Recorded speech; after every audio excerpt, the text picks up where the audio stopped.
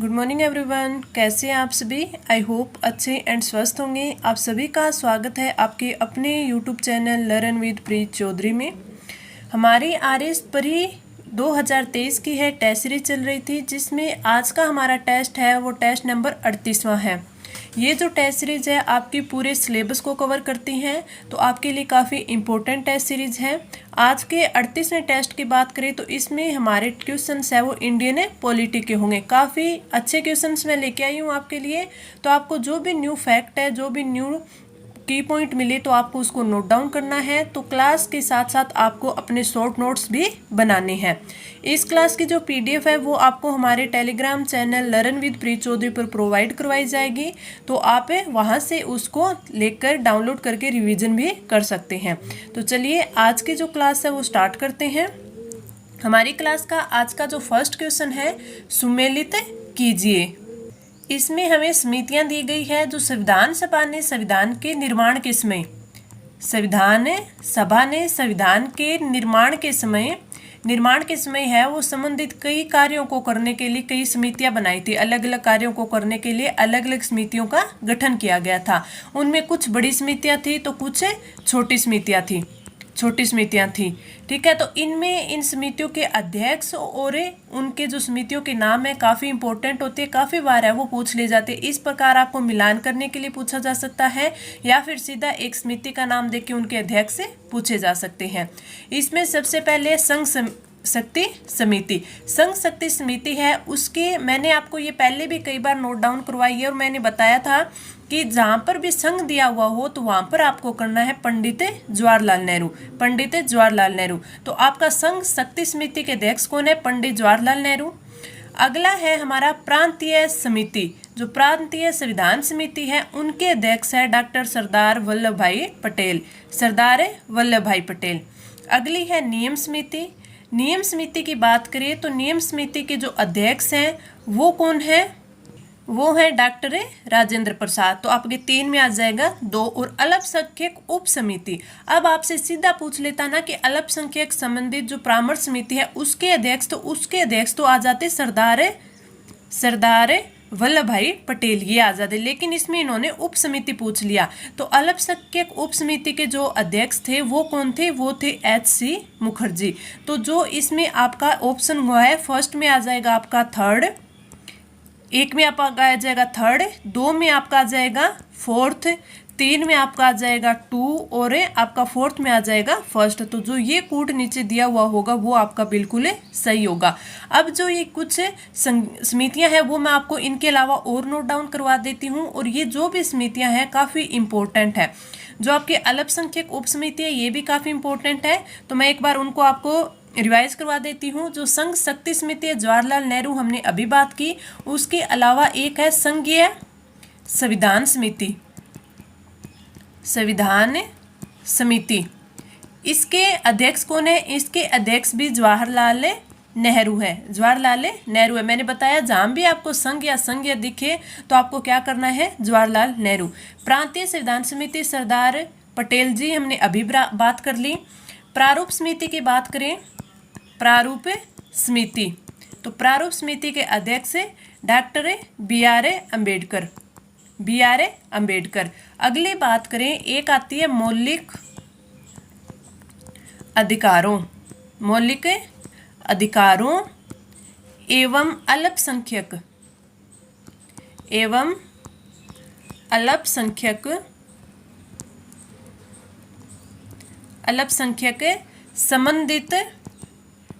संबंधित परामर्श समिति काफी इंपॉर्टेंट है ये समिति, परामर्श समिति। तो इसके अध्यक्ष वो है सरदार वल्लभ भाई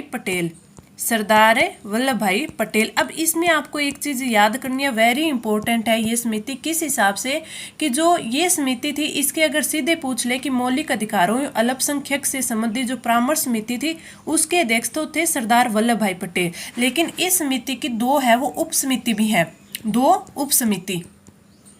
दो उप समिति है तो उसका वो इम्पोर्टेंट है, वो आपसे पूछा जा सकता है।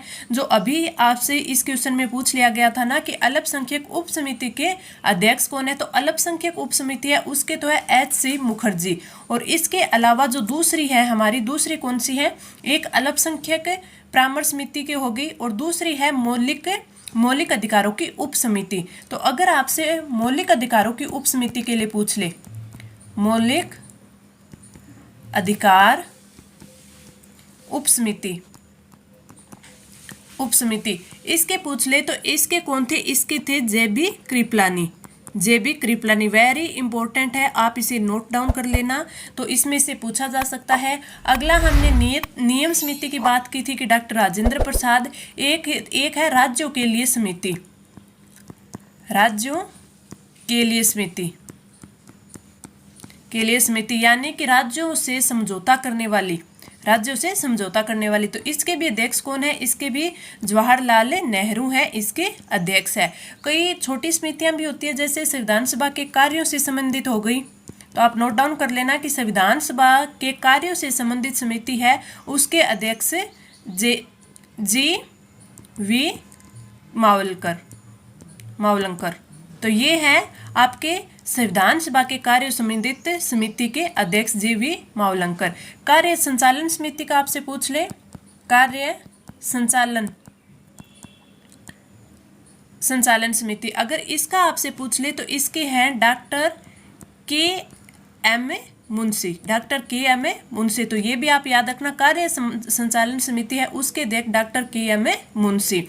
एक आती है आपकी सदन समिति। जो इम्पोर्टेंट है मैं आपको लिखवा रही हूँ, काफ़ी बार एग्जाम में पूछी जाती है, इसलिए मैं आपको बोलती हूँ कि आप इनको नोट डाउन कर लेना।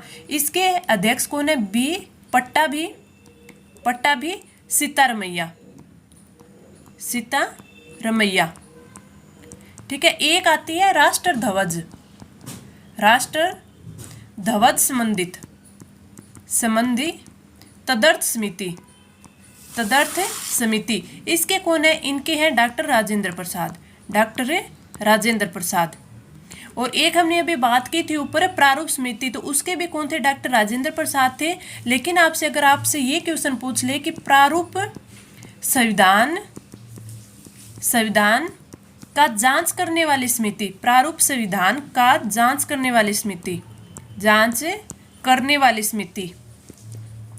वाली समिति उसका पूछ ले तो उसके कौन थे, इसके थे जवाहरलाल नेहरू। और एक और इम्पोर्टेंट है, वो कौन सी है, वित्त एवं स्टाफ समिति।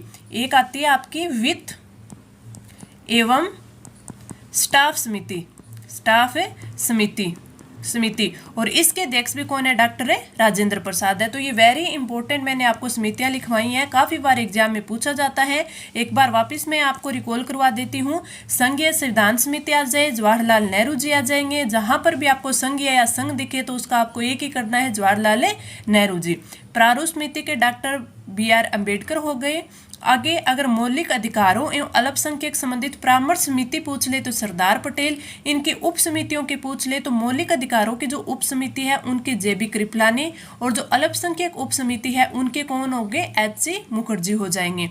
आगे अगर हम बात करें, मौलिक अधिकारों की उप समिति हो गई J.B. कृपलानी। अगर हम बात करें कार्य संचालन समिति तो क्या हो जाएंगे, डॉक्टर K.M. मुंशी। राज्यों के लिए समिति के लिए आपसे पूछ ले तो वो कौन हो जाएंगे, जवाहरलाल नेहरू। ठीक है, आपको ये भी ध्यान रखना है। संविधान सभा के कार्य संबंधित समिति देख ले तो वो है G.V. मावलंकर। अगली अगर देखें हम सदन समिति पूछ ले तो B. पट्टाभी सीतारमैया। राष्ट्र ध्वज संबंधित तदर्थ समिति पूछ ले या फिर वित्त एवं स्टाफ समिति पूछ ले तो इन दोनों के अध्यक्ष डॉक्टर राजेंद्र प्रसाद। प्रारूप संविधान का जांच करने वाली समिति, ये इंपॉर्टेंट है, इसको भी देखना आप। तो इनके कौन है, जवाहरलाल नेहरू। तो ये इंपॉर्टेंट क्वेश्चन था आपके लिए, तो आपको इसको अच्छे से नोट डाउन करना है। अगले क्वेश्चन पर चले हम। हमारा अगला क्वेश्चन है कि निम्नलिखित में से संविधान की प्रस्तावना के मूल तत्व कौन कौन से हैं। भारत की प्रकृति, संविधान में उद्देश्य, संविधान लागू होने की तिथि और संविधान के अधिकार का स्रोत। इसमें अगर हम देखें तो इसमें ये चारों के चारों हैं, ये चारों ही क्या है, आपके संविधान की प्रस्तावना के मूल तत्व हैं। हमें पता है कि जो भारतीय संविधान की प्रस्तावना है, तो प्रस्तावना है वो पंडित आपके जवाहरलाल नेहरू थे उनके द्वारा बनाया गया जो उद्देश्य प्रस्ताव था, जो 13 दिसंबर 1946 को संविधान सभा में पेश किया गया था, जिसे 22 जनवरी, ये आपको डेट है वो याद रखनी होती है क्योंकि काफ़ी बार एग्जाम में पूछी जाती है। 22 जनवरी 1947 को है वो संविधान सभा ने इसको स्वीकार किया था। अगर आपसे पूछ ले कि संविधान सभा को आत्मार्पित कब किया गया था, तो किया गया था 26 नवंबर 1949। तो तीनों की तीनों डेट है आपके लिए काफ़ी इम्पोर्टेंट है। 13 दिसंबर 1946 को पेश किया गया, 22 जनवरी 1947 को संविधान सभा ने स्वीकार किया, और प्रस्तावना है वो संविधान को आत्मार्पित है वो कब की गई, 26 नवंबर 1949 को। जो प्रस्तावना है उसमें अभी तक एक बार है वो संशोधन हुआ है। उस संशोधन कब हुआ था, 42वें संविधान संशोधन 1976 में हुआ था, तो ये भी आपको याद होना चाहिए। तो उसमें भारतीय संविधान की प्रस्तावना में एक तो समाजवादी शब्द, पंथ निरपेक्ष शब्द और अखंडता, ये 3 शब्द है उसमें शामिल किए गए थे। और ये क्वेश्चन है आपके लिए वेरी इंपॉर्टेंट है, आपसे पूछा जा सकता है कि भारतीय संविधान की प्रस्तावना में जो 4 मूल तत्व हैं वो कौन कौन से हैं। आपके भारत की प्रकृति, संविधान में उद्देश्य, संविधान के उद्देश्य, संविधान लागू होने की तिथि और संविधान के अधिकार का स्रोत, वेरी इंपॉर्टेंट है। तो राइट आंसर ऑप्शन है 2। आगे बढ़े, हमारा अगला क्वेश्चन, नीचे दिए गए राज्यों को भारत संघ के संपूर्ण राज्य का दर्जा प्राप्त होने का सही कालक्रम में कौन सा है। यानी कि इसमें बताना है कि ये कौन कौन से राज्य बने थे, कि पहला कौन सा बना था, किस सन में या किस तिथि में बना था। सबसे पहले बात हम इनमें से सबसे पहले की बात कर लेते हैं, तो मैं सबसे आपको वैसे ही बता देती हूँ सन वाइज शुरू में। सबसे पहले गुजरात कब बना था, 1960 में बना था, और ये कौन सा था, 15वां राज्य था। ठीक है, अगला 16वां राज्य था नागालैंड। 16वां राज्य था नागालैंड, ये कब बना था, नागालैंड बना था 1963 में। 17वें राज्य की बात करें तो 17वां था हरियाणा, और ये बना था 1966 में। मैंने काफ़ी बार आपको बताया है, फिर भी एक बार फिर बता देती हूँ ताकि आप नोट डाउन करें। अगर आपने नोट डाउन कर रखा है तो आप इसका रिवीजन करें जिससे आपको ये याद हो जाए। 18वें राज्य की बात करें तो 18वां राज्य कौन था, हिमाचल प्रदेश था, जो कि कब बना था, 1971 में बना था। 19वां राज्य कौन था, 19वां राज्य था मणिपुर, जो कब बना था, 1972 में बना था। ऐसे अगर मैं आपको सारे लिखवाऊं तो आपका ये 19वां हो गया। 20वें की बात करें तो त्रिपुरा था 1972 में, ये भी बना था। 21वें बात करें तो ये आपका मेघालय, ये भी 1972। 22वें की बात करें तो 22वां था आपका सिक्किम, जिससे आपके 35वें और 36वें संविधान संशोधन है, वेरी इंपॉर्टेंट है, ये 1975 में बने थे। 23वां आपका बना था अरुणाचल प्रदेश, ये कब बना था, 1987 में बना था। अगर हम बात करें 24वें की तो आपका 24वां कौन सा था, सॉरी ये आपका अरुणाचल प्रदेश है, 24वां था। 23वां आपका था मिजोरम, कौन सा था, मिजोरम था। और मिजोरम कब बना था, मिजोरम आपका 1987 में बना था। ऐसे ही आपका 25वें की बात करें तो 25वां गोवा था, और गोवा भी आप सभी को पता है कब बना था, 1987 में बने थे। फिर आपके 26वां, 27वां और 28वां, इन तीनों का पता है, तीनों के तीनों है वो 2000 में बने थे। कौन कौन से थे, पहला छत्तीसगढ़, उत्तराखंड और झारखंड। और 29वां आपको पता ही है कि 29वां है कौन सा था, तेलंगाना था, जो कि 2014 में बना था। तो ये सारे मैंने आपको एक बार है वो रिवीजन करवा दिया है। अब जो मैंने लिखवाई है इसी के आधार पर आप इस क्वेश्चन को देख सकते हैं कि क्रम से अगर हम देखें तो सबसे पहले वो गुजरात बना था। अगर गुजरात इसमें नहीं दे रखा, नागालैंड दे रखा, तो नागालैंड से देखें तो पहले नागालैंड, फिर हरियाणा, फिर इसके बाद है वो सिक्किम और फिर अरुणाचल प्रदेश। तो आपका राइट आंसर हो जाए ऑप्शन है 4th। और आपका ये तभी याद होंगे जब आप ये इन जिलों का क्रम और इनकी सन है वो याद करेंगे। इंपॉर्टेंट है, काफ़ी बार एग्जाम में आता है। तो आपका राइट आंसर ऑप्शन 4th। आगे बढ़े, हमारा अगला क्वेश्चन, निम्नलिखित में से राष्ट्रीय महत्व के स्थानों स्मारकों को संरक्षण प्रदान करने के लिए विधि कौन बना सकता है या बना सकती है? तो राष्ट्रपति, संसद, प्रधानमंत्री और उपराष्ट्रपति। तो आपका राइट आंसर कौन सा होगा? ऑप्शन 2 संसद। संविधान का जो अनुच्छेद 49 है उसमें संसद है वो विधि बनाकर जो राष्ट्रीय महत्व के जो स्मारक होते हैं, स्थान होते हैं, वस्तुएं होती है उनको संरक्षण प्रदान करती है। तो आपको याद रखना है कौन करती है? संसद करती है। किस अनुच्छेद के तहत? अनुच्छेद 49 के तहत। Right answer option 2। आगे बढ़े, हमारा अगला क्वेश्चन, संविधान के अनुच्छेद 13 के संदर्भ में निम्नलिखित कथनों पर विचार कीजिए। मूल संविधान में अनुच्छेद 13 के अंतर्गत 4 धाराएं हैं। धारा फर्स्ट है, ऐसी विधि जो संविधान के लागू होने के बाद बनाई गई हो वह विधि संविधान के साथ संगत नहीं होने पर शून्य हो जाएगी। धारा 2 है, जो संविधान के पूर्व की कोई विधि संविधान के साथ संगत नहीं होने पर शून्य हो जाएगी। तो इसमें से हमें देखना है कि कौन सा सही नहीं है। ये भी क्वेश्चन काफी इंपॉर्टेंट है, जिसमें अगर हम बात करें अनुच्छेद 13, तो अनुच्छेद 13 है ये मौलिक अधिकारों से जो असंगत या फिर उनके अल्पीकरण करने वाली विधियां हैं वो इसमें अनुच्छेद 13 में दी गई है। अनुच्छेद 13 की बात करें तो मूल संविधान में इसमें 3 ही विधियां दी गई थी, 3 धाराएं दी गई थी। ठीक है, धारा 13(1), 13(2) और 13(3). जो आपकी चौथी इन्होंने बताई है कि 4 धाराएं, हाँ अब 4 है, लेकिन ये है आपके 24वें संविधान संशोधन 1971 में है, वो अनुच्छेद 13 में 13(4) है वो धारा जोड़ी गई थी। तो आपसे पूछ ले तो आपको याद रखना है कौन से संविधान में? 24वें संविधान में 1971 में। अब इन तीनों धाराओं की अगर हम बात करें कि इनकी जो 3 धाराएं पहले थी, एक चौथी थी, इनमें क्या क्या चीज है, तो इसमें हमें सही नहीं है वही पूछा है। तो पहला ए तो सही नहीं है, यानी एक तो ये आएगा। तो आपका 2 और है तो होगा नहीं, इन तीनों में से एक होगा। धारा फर्स्ट है, ऐसी विधि जो संविधान के लागू होने के बाद बनाई गई हो वह विधि संविधान के साथ संगत नहीं होने पर शून्य हो जाएगी। ठीक है, तो इसमें जो इसने बताया है ना कि संविधान के लागू होने के बाद, तो ये इसने गलत है। जो धारा 1 है उसमें बोला गया है कि जो संविधान के पूर्व के कोई भी विधि है वो विधि संविधान के साथ संगत नहीं होने पर शून्य हो जाएगी। जो संविधान के पूर्व की कोई विधि संविधान के साथ संगत नहीं होने पर शून्य हो जाती है, यानी इन्होंने ऑप्शन बी और सी को उल्टा कर दिया है। यानी धारा फर्स्ट में है वो ये चीज होनी चाहिए और धारा सेकंड में ये होनी चाहिए। तो इन्होंने तीनों के तीनों ऑप्शन है वो गलत दे दिए, जो सही नहीं है। तो राइट आंसर आ जाएगा ऑप्शन है 4th। अब आपने देख लिया कि धारा 2 का तो मित पता चल गया। जो 13(3) है उसमें क्या दिया हुआ है, तो जो 13(3) है उसमें जो विधि शब्द है उसको परिभाषित किया गया है। 3 में क्या किया गया? विधि जो आपका शब्द है उसको परिभाषित किया गया, यानी कि विधि जो शब्द होते हैं उसमें संसद हो गया, राज्य विधानमंडल हो गई, उनके द्वारा जो भी कानून, परिपत्र, सूचना, आदेश, नियम, जो अध्यादेश, जो भी प्रथाएं शामिल होती है उनको परिभाषित किया गया है। अगर हम 13(4) की बात करें तो 13(4) मैंने बताया 24वें संविधान संशोधन 1971 में जोड़ी गई। इसमें क्या बताया गया है कि इसमें ये बोला गया है कि जो अनुच्छेद 368 है, अनुच्छेद 368 आप सभी को पता है कि इसमें जो संविधान संशोधन होता है उसकी प्रक्रिया दी गई है। तो 368 की प्रक्रिया के तहत किए गए जो भी संविधान संशोधन है वो अनुच्छेद 13 जो 3 है उसके अंतर्गत परिभाषित विधि शब्द में शामिल नहीं होंगे, यानी 13(3) में उनकी परिभाषा नहीं होगी, ये 13(4) में दिया गया है।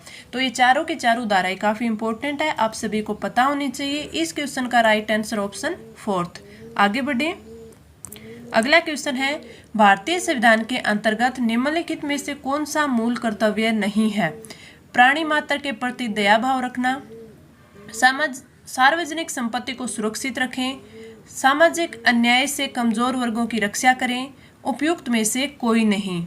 तो इसका राइट आंसर हो जाएगा ऑप्शन है 3rd, जो कि इसमें सही मूल कर्तव्य में नहीं आता। मूल कर्तव्यों में प्राकृतिक जो पर्यावरण होता है जिसके अंतर्गत वन, झील, नदी ये आती हैं, वन्य जीव आते हैं, उनकी रक्षा करना, उनका संवर्धन करना, और जो प्राणी मात्र के प्रति है वो दया भाव रखना, जो सार्वजनिक संपत्ति होती है उसको सुरक्षित रखना, ये आते हैं, और जो हिंसा होती है उससे दूर रखना। तो राइट आंसर ऑप्शन 3rd। आगे बढ़े, हमारा अगला क्वेश्चन, यदि उपाध्यक्ष लोकसभा की अध्यक्षता कर रहे हो तो उन्हें एक अधिकार प्राप्त है। लोकसभा के विचार विमर्श में भाग ले सकते हैं, सदस्य के रूप में सदन के समक्ष किसी प्रस्ताव पर मतदान कर सकते हैं, मत बराबरी की अवस्था में मतदान कर सकते हैं और अध्यक्ष की अनुपस्थिति में संसद की संयुक्त बैठक की अध्यक्षता करने का अधिकार नहीं रखते। तो एक अधिकार प्राप्त है, वो है कि मत बराबरी की अवस्था में मतदान कर सकते हैं। तो हमारा राइट आंसर ऑप्शन है थर्ड हो जाएगा। आगे बढ़े, हमारा अगला क्वेश्चन, राजनीतिक दल के संदर्भ में कौन सा कथन सत्य है? मूल संविधान में राजनीतिक दल शब्द का उल्लेख था। 91वें संविधान संशोधन द्वारा पहली बार राजनीतिक दल शब्द का उल्लेख संविधान में किया गया। राजनीतिक दल को निर्वाचन आयोग मान्यता देता है और उपरोक्त सभी। तो हमारा जो सत्य कथन पूछा है वो है ऑप्शन थर्ड कि राजनीतिक दल को निर्वाचन आयोग मान्यता देता है। जो 52वां संविधान संशोधन अधिनियम 1985 था, उसके द्वारा है वो पहली बार राजनीतिक दल जो शब्द था उसका उल्लेख संविधान में किया गया है। तो इसका संविधान में, मूल संविधान में उसका कोई उल्लेख नहीं है। 91वां संविधान संशोधन नहीं, 52वां संविधान संशोधन कब हुआ? 1985 में हुआ। तो हमें क्या याद रखना है कि 52वें संविधान संशोधन 1985 के द्वारा पहली बार राजनीतिक दल शब्द का उल्लेख संविधान में किया गया। Right answer option third. आगे बढ़े, हमारा अगला क्वेश्चन, संविधान सभा में मनोनीत होने वाले एकमात्र महिला सदस्य कौन थी? पूर्णिमा बनर्जी, बेगम अयाज रसूल, एनी मसेकर और सरोजनी नायडू। इसका राइट आंसर देने से पहले मैं बताऊं कि जो संविधान सभा है उसमें तो मनोनीत होने वाली तो एकमात्र एक ही महिला थी, लेकिन संविधान सभा में 15 महिलाएं थी। कितनी थी? 15 महिला सदस्य थी। उसमें से जो एकमात्र मनोनीत थी वो थी एनी मसेकर। तो आपका राइट आंसर हो जाएगा ऑप्शन थर्ड। आपको कई बार ये भी पूछ लिया जाता है कि जो मुस्लिम सदस्य थी वो कौन थी, तो आपको मुस्लिम सदस्य भी याद रखना है। वो कौन थी? बेगम एजाज रसूल। बेगम एजाज या अयाज रसूल है वो थी। तो आप ये दो चीज़ें कई बार पूछ ली जाती है कि मनोनीत, एकमात्र मनोनीत और एकमात्र मुस्लिम महिला। तो राइट आंसर ऑप्शन थर्ड। आगे बढ़े, अगला क्वेश्चन, आधारभूत संरचना में कौन कौन से प्रावधान शामिल किए गए हैं? शक्तियों का पृथक्करण, वयस्क मताधिकार, विधि शासन और संविधान की सर्वोच्चता। 9वीं अनुसूची में जो निर्णय दिया गया था, 9वीं अनुसूची की संसद संविधान की जो आधारभूत संरचना का उल्लंघन है वो नहीं करेगी। 9वीं जो अनुसूची थी उसमें निर्णय दिया गया था। तो उसमें जो आधारभूत संरचना थी उसमें जो प्रावधान किए गए थे वो थे कि इसमें एक तो आता था विधि का शासन, जो कि इसमें सही दिया हुआ है। अगला संसदीय शासन व्यवस्था, क्या था? संसदीय शासन व्यवस्था। एक था उसमें संघात्मक शासन व्यवस्था, और इसके साथ साथ पंथ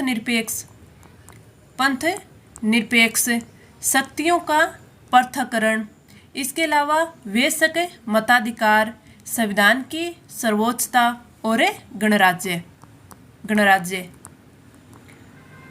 ये 8 है वो प्रावधान है इसमें किए गए थे। तो आपके चारों के चारों हैं, इन्होंने सही दे रखे हैं। तो हमारा राइट आंसर हो जाएगा ऑप्शन है फोर्थ कि 9वीं अनुसूची में निर्णय दिया गया था कि संसद संविधान के आधारभूत संरचनाओं का उल्लंघन नहीं करेगी। उसमें जो प्रावधान थे कितने थे? 8 थे, जो मैंने आपको ये यहाँ पे नोट डाउन करवा दिए, एक बार रिवाइज भी करवा दिया। आगे बढ़े, अगला क्वेश्चन, राष्ट्रपति संसद का एक अंग है। संसद के दोनों सदनों द्वारा पारित विधेयक राष्ट्रपति के अनुमति के बिना कानून नहीं बन सकता। उपयुक्त 2 वक्तव्यों के संदर्भ में निम्नलिखित में से कौन सा सही है, ये हमें इसमें बताना है। ए और आर दोनों सही हैं और आर ए का सही स्पष्टीकरण है, बिल्कुल सही है। हमारा राइट आंसर ऑप्शन ए ही होगा। क्यों?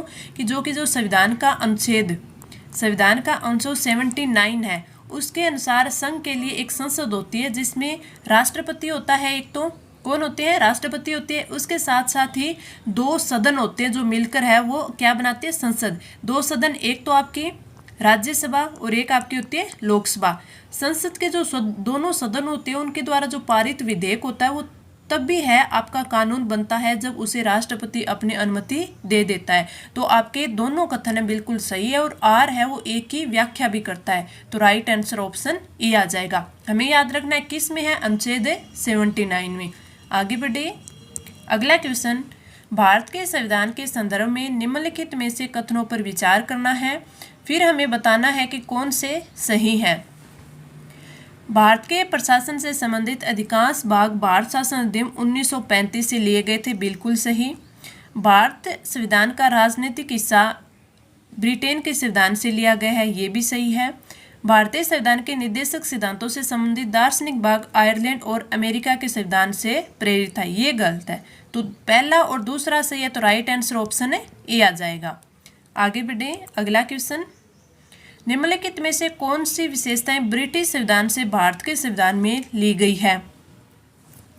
विधि का शासन, विधि निर्माण प्रक्रिया, न्यायपालिका की स्वतंत्रता और संसदीय व्यवस्था। हमें बताने ब्रिटिश, तो हमें ये पता है कि जो न्यायपालिका की स्वतंत्रता है वो अमेरिका से ली गई है। तो इसमें फिर 1, 2 और 3, 1, 2 और 4, तो राइट आंसर ऑप्शन डी हो जाएगा। आगे बढ़े, मैं आपको इनमें जो टिक करवा रही हूँ इसलिए क्योंकि ये जो क्वेश्चन है मैंने पहले अच्छे से आपको समझाए हुए हैं। फिर भी अगर आपको कोई डाउट रहता है तो आप कमेंट करके पूछ लेना, मैं फिर आपको दोबारा इसको समझा दूंगी। भारत के संविधान के आमुख का लक्ष्य उसके सभी नागरिकों के लिए सुनिश्चित करना है। क्या सुनिश्चित करना है? सामाजिक तथा आर्थिक न्याय, विचार तथा अभिव्यक्ति की स्वतंत्रता, अवसर की समानता और व्यक्ति की प्रतिष्ठा। तो ये सारे के सारे है वो नागरिकों के लिए सुनिश्चित करना है, ये भारत के संविधान का लक्ष्य है। इसमें चारों के चारों आएंगे, तो राइट आंसर हमारा ऑप्शन है डी हो जाएगा। आगे बढ़े, अगला क्वेश्चन, संविधान के उद्देशिका के संबंध में निम्न कथनों पर विचार कीजिए और दिए गए कूट की सहायता से बताइए कि कौन से सही हैं। पंडित जवाहरलाल नेहरू द्वारा ऑब्जेक्टिव प्रस्ताव अंतोगत्वा उद्देशिका बना, बिल्कुल सही है। मैंने आपको बताया भी था कि 13 दिसंबर 1946 को संविधान सभा में पेश किया गया, 22 जनवरी 1947 को संविधान सभा ने स्वीकार किया, 26 नवंबर 1949 को प्रस्तावना संविधान सभा को आत्मर्पित की गई थी, आत्मार्पित की गई थी। इसकी प्रकृति है वो न्याय योग्य नहीं है, तो ये आपका सही है, ये भी सही है। इसका संशोधन नहीं किया जा सकता, किया जा सकता है, एक बार संशोधन हुआ है 42वां संविधान संशोधन अधिनियम 1976 के द्वारा। संविधान के विशिष्ट प्रावधानों को यह रद्द नहीं कर सकता, ये भी बिल्कुल सही है। तो आपके पहला, दूसरा और चौथा सही है, तो पहला, दूसरा, चौथा आपका राइट आंसर ऑप्शन है बी आ जाएगा। आगे बढ़े, अगला क्वेश्चन है, भारतीय संविधान की प्रस्तावना के सिलसिले में निम्नलिखित कौन सा क्रम है वो सही है, हमें ये बताना है। तो इसमें सबसे पहले देखें गणतंत्र, गणतंत्र सबसे पहले नहीं आता। सार्वभौम सत्ता संपन्न सही है। समाजवादी, जनवादी नहीं, जनवादी पहले नहीं आता। सार्वभौम सत्ता संपन्न जनवादी ये भी नहीं। सार्वभौम सत्ता संपन्न समाजवादी, धर्मनिरपेक्ष जनवादी और गणतंत्र, ये हमारा बिल्कुल सही है। तो राइट आंसर हो जाएगा ऑप्शन डी। तो जो हमारी प्रस्तावना होती है उससे काफ़ी अच्छे अच्छे क्वेश्चन बनते हैं। जैसे ऐसा क्रम पूछ लिया, उसमें पूछ लेते हैं कितने प्रकार की स्वतंत्रता है, कितने प्रकार की असमता समता दी हुई है, कितने प्रकार का है वो न्याय उसमें उल्लेखित है। तो ये सब भी आपसे पूछा जा सकता है। तो संविधान की जो प्रस्तावना है वो हमें बिल्कुल अच्छे से याद होनी चाहिए। आगे बढ़े, अगला क्वेश्चन, भारत के संविधान की उद्देशिका के बारे में निम्नलिखित में से कौन से सही है? उद्देश्य संकल्प जवाहरलाल नेहरू द्वारा प्रस्तावित किया गया और संविधान सभा द्वारा पारित किया गया, जो अंततः उद्देशिका बना, बिल्कुल सही। उद्देशिका का विचार संयुक्त राज्य अमेरिका के संविधान से लिया गया है, ये भी सही है। समाजवादी एवं पंथनिरपेक्ष शब्द 42वें संविधान संशोधन 1976 के द्वारा जोड़े गए। उद्देशिका भारत के नागरिकों को मूल अधिकार को समाहित करती है, नहीं। तो आपका पहला, दूसरा और तीसरा कथन है बिल्कुल सही है। तो आपका राइट आंसर हो जाएगा ऑप्शन ए। आगे बढ़े, अगला क्वेश्चन है, संविधान की प्रस्तावना के संदर्भ में निम्नलिखित कथनों पर विचार कीजिए। भारतीय संविधान पंथ निरपेक्षता के सकारात्मक अवधारणा को मूर्त रूप देता है। भारतीय संविधान लोकतांत्रिक, साम्यवादी दोनों प्रकार के समाजवाद का प्रावधान करता है। तो हमारा राइट आंसर ऑप्शन ए होगा, जो कि ऑप्शन ए है वो सही दिया गया है। ये मैं आज है वो देखिए आप अलग अलग लैंग्वेज से अलग अलग इनको क्वेश्चंस को लेके आई हूँ, ताकि आप इनको पढ़ें और आपकी प्रैक्टिस हो जाए कि जो लैंग्वेज के क्वेश्चन होते हैं वो कैसे में अटैम्प्ट करना और कैसे उनको राइट क्लिक करना है। आगे बढ़े, अगला क्वेश्चन, भारतीय संघवाद को सहकारी संघवाद किसने कहा था? जी आंस्टीन ने। केसी वैयर ने, सर आइवर जेनिंग्स ने और डी बसु ने। तो राइट आंसर ऑप्शन ए जी आंस्टीन ने भारतीय संघवाद को शहरी संघवाद कहा था। आगे बढ़े हमारा अगला क्वेश्चन। कथन ए में दिया हुआ है कि भारत में संघवादिता व्यावहारिक नहीं है। भारत एक संघीय राज्य नहीं है, तो हमारा जो राइट आंसर हो जाएगा वो ए तो सही दे रखा है कि संघवादिता व्यावहारिक नहीं है, लेकिन संघीय राज्य नहीं है, गलत है। तो राइट आंसर ऑप्शन सी। आगे बढ़े अगला क्वेश्चन। संस्थात्मक शासन व्यवस्था में क्या होता है? न्यायपालिका का कार्यपालिका पर नियंत्रण, कार्यपालिका का न्यायपालिका पर नियंत्रण, कार्यपालिका का विधायिका पर नियंत्रण और विधायिका का कार्यपालिका पर नियंत्रण। तो राइट आंसर ऑप्शन डी, विधायिका का है वो कार्यपालिका पर नियंत्रण होता है। आगे बढ़े हमारा अगला क्वेश्चन। कथनों पर विचार कीजिए। भारतीय संविधान में नागरिकता के अर्जन व परित्याग संबंधित स्थायी उपबंध नहीं है। संविधान का भाग 2 केवल उन व्यक्तियों की पहचान करता है जो 26 जनवरी 1950 से भारत के नागरिक बने हैं। इसमें हमें सत्य कथन बताना है और सत्य कथन क्या है? दोनों के दोनों सत्य कथन है। Right answer option c. आगे बढ़े अगला क्वेश्चन। नागरिकता अधिनियम 1955 के अंतर्गत निम्नलिखित में से कौन सी रीति है वो नागरिकता प्राप्त करने की रीति नहीं है? वंशानुक्रम, पंजीकरण, राज्य क्षेत्र में सम्मिलित होना, विदेशी नागरिकता या दोहरी नागरिकता। तो राइट आंसर ऑप्शन डी, जो कि नागरिकता प्राप्त करने की रीति नहीं है, तो राइट आंसर ऑप्शन डी हो जाएगा। आगे बढ़े। निम्नलिखित कथनों पर विचार कीजिए। भारत के संविधान का भाग 2 है वो भारत की नागरिकता से संबंधित है। भारतीय संविधान अपने लागू होने के बाद से भारतीय नागरिकता के अधिग्रहण, निर्धारण और समाप्ति के मामलों से संबंधित है। सभी मौलिक कर्तव्यों को 42वें संवैधानिक संशोधन अधिनियम द्वारा जोड़ा गया। इसमें हमें बताना है कि सही कथन है वो कौन सा है। तो सही कथन इसमें ऑप्शन 1 है वो दिया गया है, तो राइट आंसर हो जाएगा ऑप्शन ए। आगे बढ़े हमारा अगला क्वेश्चन। अगला क्वेश्चन है निम्नलिखित कथनों पर विचार कीजिए। सही कथन है हमें बताना है। हम बात करें राज्य विधि के तहत प्राप्त मृत्युदंड की सजा को राज्यपाल माफ करता है, नहीं राष्ट्रपति कर सकता है। महाधिवक्ता का पद राज्यपाल के पद प्रसाद पर्यंत होता है, बिल्कुल सही। राज्यपाल राज्य निर्वाचन आयुक्त की नियुक्ति करता है, ये क्या ये सही है? तो बिल्कुल सही है। राज्यपाल राज्य सरकार के मंत्रियों के कार्य के आवंटन हेतु नियम बनाता है, ये भी बिल्कुल सही है। नियम कौन बनाता है? राज्यपाल। और इन्हें कार्य जो आवंटन है, विभाग आवंटन है, वो कौन करता है? सीएम करता है। तो right answer option c. Right answer option c. 2, 3 और 4 सही है। आगे बढ़े हमारा अगला क्वेश्चन। राज्यपाल के अध्यादेश जारी करने की शक्ति के बारे में निम्नलिखित में से क्या सही नहीं है? यह विवेकाधीन शक्ति नहीं है, ये तो सही है। राज्यपाल किसी भी समय अध्यादेश को वापस ले सकता है।